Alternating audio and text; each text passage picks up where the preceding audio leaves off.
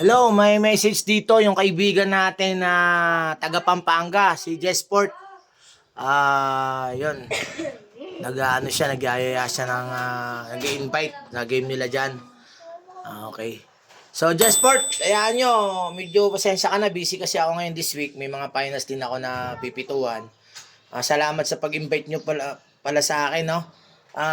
Siguro by next week, papagbibigyan kita dyan sa Pampanga. Makakarating tayo dyan para mag-referee dyan sa liga nyo.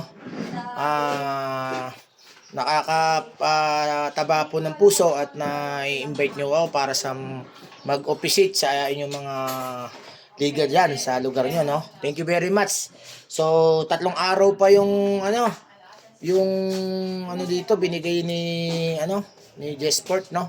Thank you very much sa tiwala. Ayan mo, pagbibigyan ko kayo this coming week, baka diyan ako mag-referee sa inyo, no? Okay, salamat Jesport at sa lahat ng mga referee dyan sa Pampanga. Bye-bye at ingat kayo palagi at always read lang tayo ng ating FIBA rules and always condition lang tayo para pag dumating sa atin yung mga senaryo, kaya nating masagot, no? Yung mga katanungan ng mga both teams. Okay, thank you very much and be safe always, guys. Bye-bye. God bless you all.